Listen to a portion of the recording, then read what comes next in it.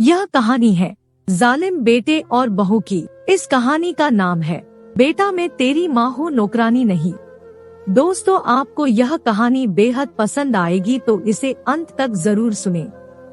गांव में रहने वाली जया देवी कितने अरमानों के साथ बेटे के पास शहर रहने आई थी, पर उस समय नहीं जानती थी कि उनका यह निर्णय उनके जीवन का सबसे बड़ा अभिशाप साबित होगा। बेटे की चिकनी चुपड़ी बातों में आकर उन्होंने गांव की जायदाद और घर भी बेच दिया था। अब तो वे वापस गांव जाने लायक भी नहीं रही थी। जब तक पति जीवित थे, दोनों पति पत्नी सुखपूर्वक गांव में रहते थे, पर पति के जाने के बाद जया देवी को घर का सूनापन काटने को दौड़ता। उनकी मति मारी गई थी जो उन्होंने बेटे के सामने शहर चलने की बात छेड़ी।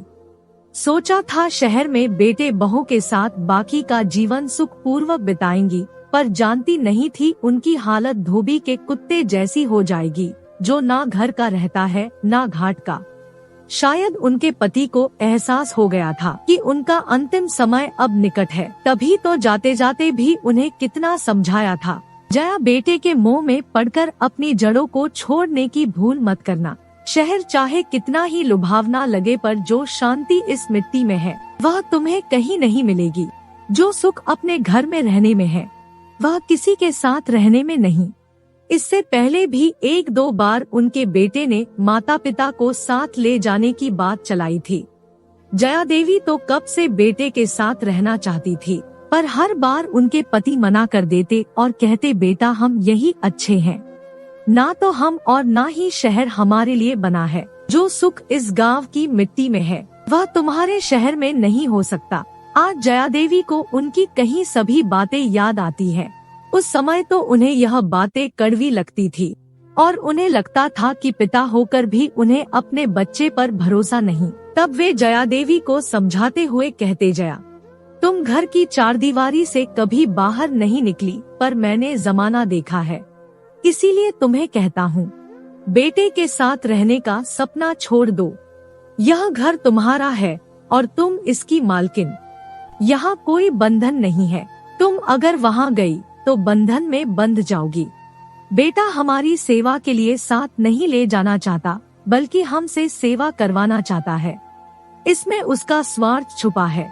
अच्छा होगा कि उसका यह स्वार्थी चेहरा तुम ना ही देखो, क्योंकि तुम माँ हो, बर्दाश्त नहीं कर पाओगी। उनकी बात में कुछ कुछ सच्चाई भी थी। जब तक बच्चे छोटे थे तब तक बेटे बहू ने कई बार उन्हें अपने साथ ले जाने का प्रयास किया, पर अब जब बच्चे बड़े हो चुके हैं तब वर्षों से इस बारे में कुछ कहा ही नहीं है। पर जब अब की बार खुद जया देवी ने बेटे पर जोर दिया तो वह उन्हें अपने साथ लाने को मजबूर हो गया और उसने आनन फानन में गांव की जमीन जायदाद और घर का सौदा कर दिया। उनका सामान देखते ही बहू का मुंह बन गया। रात को उन्होंने बहू बेटे की बातें सुनी। बहू नाराजगी में कह रही थी, इस मुसीबत को अपने साथ लाने की क्या जरूरत थी। बेटा बोला, अब क्या करता, माँ को अकेला वहाँ छोड़ भी नहीं सकता था, और अब की बार तो खुद माँ यहाँ आने को तैयार थी, तो तुम ही बताओ किस मुंह से उन्हें मना करता। और तुम नाराज क्यों हो रही हो, माँ खाली हाथ थोड़ी आई है, देखो तुम्हारे लिए क्या लाई है। और उसने रुपयों से भरा बैग पत्नी को दिखाया। मैं गांव की जमीन और घर का सौदा कर आया हूँ। पर फिर भी बहू ने नाराज होते हुए कहा, जमीन और घर कौन सा भाग कर जा रहे थे, आज नहीं तो कल हमें मिल ही जाते। तुम्हारे पिताजी के बाद अगला नंबर अब इस बुढ़िया का ही है, 2-4 साल और निकालेगी। बेटा बोला, वही तो मैं कह रहा हूँ, अब माँ भी ज्यादा दिन की नहीं, कुछ दिन हमारे साथ रह लेंगी, इसमें तुम्हें भला क्या तकलीफ हो सकती है। बहू बोली, तकलीफ है तभी तो कह रही हूँ। उनके घर में आते ही अजीब सी मायूसी फैल गई है। पता नहीं अब कब तक इसे सहन करना होगा, पर कान खोल कर सुन लो, मैं इस बुढ़िया को मुफ्त की रोटियां नहीं देने वाली, काम करेगी तो खाना मिलेगा। बेटा बोला, हाँ हाँ ठीक है, जो तुम्हें सही लगे वह काम माँ से करवा लेना, मैंने कब मना किया है। ठीक है तो कल ही मैं नौकरानी की छुट्टी कर देती हूँ। अब जब तुम्हारी माँ आ ही गई है तो नौकरानी की क्या जरूरत है। वैसे भी सारा दिन घर में बैठे बैठे वह क्या करेगी? थोड़ा बहुत हाथ पैर चलाएगी तो उसके लिए ही अच्छा है। बेटा बोला, तुम चाहे जो काम उनसे करवाओ, पर याद रखना उनके साथ अपना व्यवहार शालीन रखना। तुम तो जानती हो सोसाइटी में हमारी कितनी इज्जत है। अगले महीने सोसाइटी में चुनाव होने हैं और मैं खुद को एक आदर्श बेटे के रूप में सभी के सामने प्रस्तुत करने वाला हूँ। इसलिए माँ के साथ थोड़ा प्यार से पेश आना। लोगों को ऐसा लगना चाहिए कि हम उनकी खूब सेवा करते हैं। पत्नी बोली, ठीक है, समझ गई, तुम चिंता मत करो, उनसे काम कैसे लेना है मैं अच्छे से जानती हूँ। और बस तब से उन्हें यहाँ आए हुए 3 महीने हो गए और वह इस घर की नौकरानी बनकर रह गई। बहू उनसे सारा काम लेती, पर उनके कपड़ों पर विशेष ध्यान देती। मजाल है जो कहीं साड़ी पर एक दाग भी लग जाए। सुबह शाम खुद उनके साथ टहलने जाती। अगर कभी कोई घर आ भी जाए और उन्हें काम करते हुए देख ले तो बड़ी चालाकी से सच्चाई छुपा लेती और कहती, क्या करें, हमारी माता जी गांव में रही है और बहुत ही परिश्रमी है, खाली बैठकर इनका समय नहीं गुजरता, इसीलिए मेरे मना करने के बाद भी कुछ ना कुछ करती रहती है। वह किसी को कैसे बताएं कि शरीर के साथ साथ उनका मन भी थक चुका है अपने ही बच्चों का स्वार्थ देखकर। बेटा अपने ऑफिस में उलझा रहता और उसके बाद सोसाइटी की राजनीति में। बहू को किटी पार्टी करने से और सहेलियों के साथ घूमने फिरने से फुर्सत नहीं मिलती। 2 पोते हैं जिन्होंने आज तक कभी उनसे सीधे मुंह बात तक नहीं की। शायद वे भूल ही चुके हैं कि जया देवी उनकी दादी है, नौकरानी नहीं। एक दिन जया देवी घर के कामों में उलझी हुई थी। उनके सिवाय इस समय घर पर कोई नहीं था। तभी डोर बेल बजी। उन्होंने दरवाजा खोला तो सामने पड़ोस में रहने वाली डिम्पल खड़ी थी। उसने पूछा, आंटी जी क्या भाभी जी घर पर हैं? जया देवी बोली, नहीं बेटा, बहू तो इस समय नहीं है। कुछ काम है क्या? मुझे बताओ। डिम्पल बोली, आप अभी मेरे साथ मेरे घर चलिए। पता नहीं आज खुशी को क्या हो गया है, बस रोए जा रही है। उन्होंने जाकर बच्ची को देखा और देखते ही समझ गई कि उसे गैस हो गई है। उन्होंने डिम्पल से कहा, बेटी चिंता मत करो, मैं अभी आती हूँ। वह जल्दी से घर लौट आई और रसोई में जाकर हींग और हरड़ का घोल तैयार किया और तुरंत उसे ले जाकर खुशी को पिला दिया। इसे बच्ची को राहत महसूस हुई और वह चुप हो गई। डिम्पल बोली, आंटी जी आपने तो कमाल कर दिया, आपके छूते ही खुशी बिल्कुल ठीक हो गई। मैं तो बहुत घबरा गई थी। जया देवी बोली, घबराने की कोई बात नहीं थी, बच्ची को सिर्फ बदहजमी हुई थी। क्या तुम उसे बोतल वाला दूध पिलाती हो? डिम्पल बोली, हाँ आंटी जी, मैंने खुशी की देखभाल के लिए एक आया को रखा हुआ है। जब मैं घर पर नहीं होती तब वही खुशी को बोतल से दूध पिलाती है, बाकी जब मैं घर पर होती हूँ तो उसे अपना ही दूध पिलाती हूँ। जया देवी बोली, फिर तो तुम्हारी आया उसका अच्छे से ख्याल नहीं रख रही।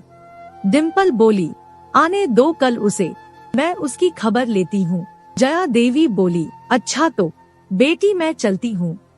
इतने में डिम्पल बोली, आंटी जी रुकिए, मैं अभी आपके लिए चाय लेकर आती हूँ, चाय पी कर चले जाना। और चाय पीते पीते दोनों के बीच बातें शुरू हुई। बहुत दिनों से जया देवी जिस गम को अपने मन में छुपाए बैठी थी, बातों ही बातों में डिम्पल के सामने सब कुछ कह डाला। उनकी आपबीती सुनकर डिम्पल हैरान रह गई। उसे यकीन नहीं हुआ कि सबके सामने आदर्श बेटा बहू का नाटक करने वाले उनके बेटा बहू उनके साथ इस तरह का व्यवहार करते हैं।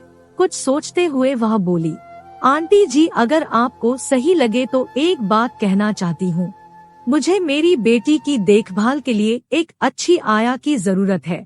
क्या आप मेरी बेटी को संभालेंगी? इसके बदले में मैं आपको हर महीने तनख्वाह दूंगी, साथ ही आप चाहे तो आपके रहने की व्यवस्था भी कर दूंगी। जया देवी बोली, नहीं बेटी, यह मुझे कुछ उचित नहीं लग रहा। मेरे बेटा बहू बिना वजह तुम्हारे साथ झगड़ा करेंगे।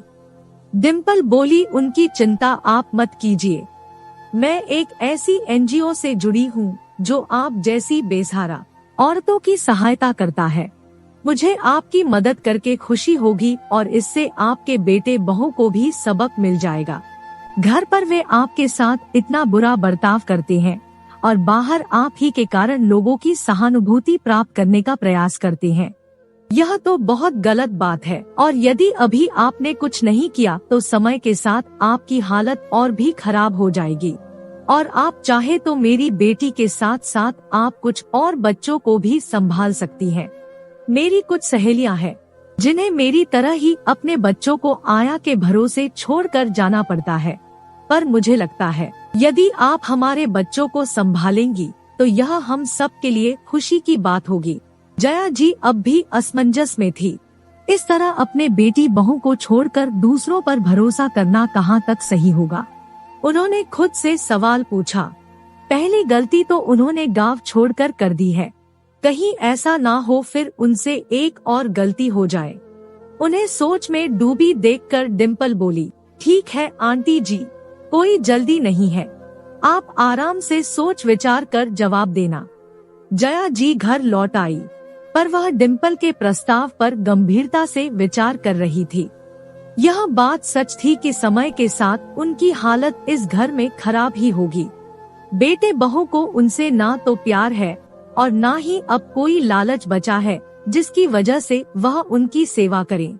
2 दिन बाद वह डिम्पल के पास पहुंची और बोली, बेटी मुझे तुम्हारा प्रस्ताव मंजूर है, पर पहले मैं 1 महीना इसे आजमा कर देखना चाहती हूँ। अगर सब सही रहा तभी मैं आगे भी इसे जारी रखूंगी। रात को उन्होंने बेटे से कहा, बेटा मैं घर में सारा दिन अकेली बैठी परेशान हो जाती हूँ, तुम कहो तो मंदिर जाना शुरू कर दूं। बेटी से पहले बहू बोली, घर का सारा काम करने के बाद आप जहाँ चाहे वहाँ जा सकती हैं। अगले दिन सुबह 9 बजे से पहले ही जया देवी ने सारा काम समाप्त कर लिया और डिम्पल के घर पहुँच गयी। डिम्पल उनका इंतजार कर रही थी। वह सुबह 9 बजे से शाम 6 बजे तक ऑफिस में रहती थी। अगले 1 महीने तक जया देवी ने अच्छी तरह खुशी का ध्यान रखा और जब डिम्पल ने पैसे दिए तो उनकी खुशी का ठिकाना नहीं रहा। इतने पैसों से तो वह अपने लिए कोई भी कमरा किराए पर ले सकती थी। और रही बात उनके खाने पीने की तो डिम्पल की 3 और सहेलियां उनके पास अपने बच्चे छोड़कर जाना चाहती थी। डिम्पल की सहायता से उन्हें एक अच्छा सा कमरा मिल गया और वहीं पर वह सभी बच्चों की देखभाल करने लगी।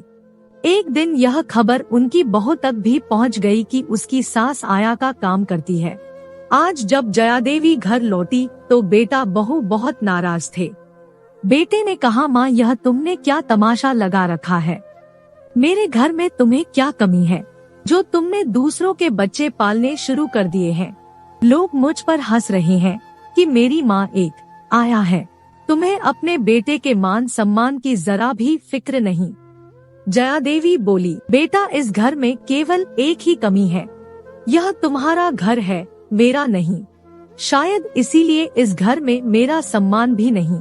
मैंने दूसरों के बच्चों की देखभाल करनी शुरू की तो तुम्हारे सम्मान को ठेस पहुंची। जब इसी घर में तुमने मुझे नौकरानी बना दिया तब मेरे सम्मान का क्या हुआ?